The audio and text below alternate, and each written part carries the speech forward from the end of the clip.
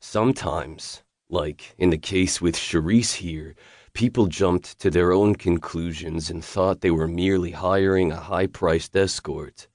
Hell, even if I was in the sex therapy business, actual sex isn't a part of the therapy provided. I gave Charisse a smile, trying to put her at ease regarding the mix-up. Essentially, the woman had just offered herself up on a silver platter, only for me to turn her down.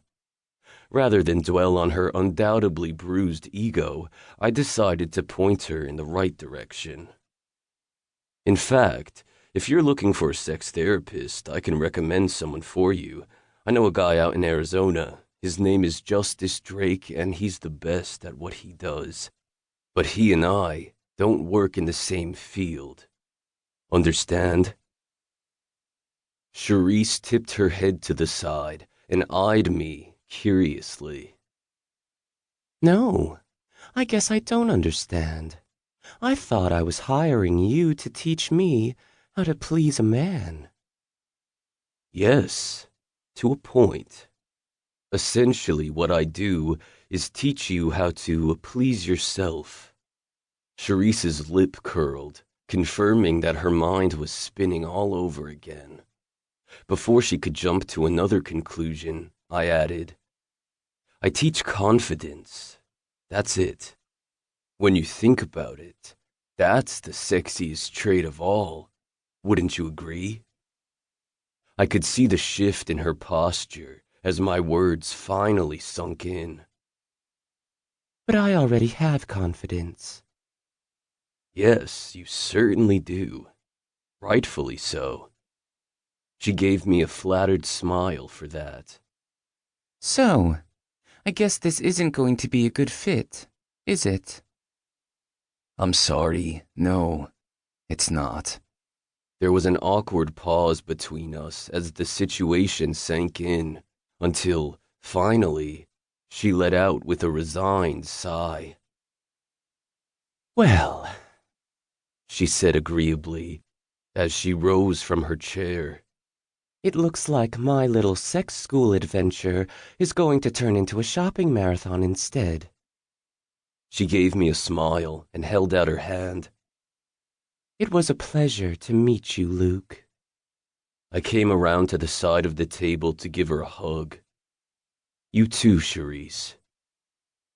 When we pulled away from each other, there was a devilish twinkle in her eye as she purred. You know, Luke, just because I'm not hiring you for sex, that doesn't mean we can't have a little fun off the clock. Armed with nothing but false information and your photograph, I flew all the way here from Houston, and I have to say, you're even more delicious than your picture. I'd hate to think the sexy vacation I was planning is actually going to be a complete letdown. I could use some company over the next couple of months while I'm here. I couldn't contain my smirk as I answered, That's a tempting offer, Charisse, truly, but I'm going to have to respectfully decline your generous proposition. Something tells me you're going to have one hell of a vacation without me. Here, I added, pulling out my wallet and digging around for my associate's business card. Maybe after you've torn up New York for a few days, you'll decide to reroute to Sedona.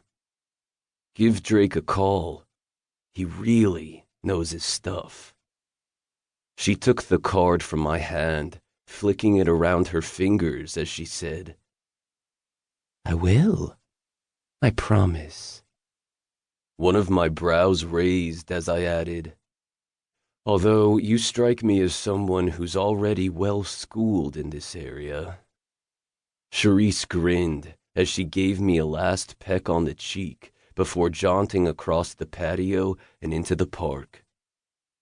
My morning appointment was a bust, and my afternoon appointment wasn't scheduled to be here for another 2 hours. Since I had some time to kill, I decided to take a walk to clear my head. I asked Fernando to hold my table.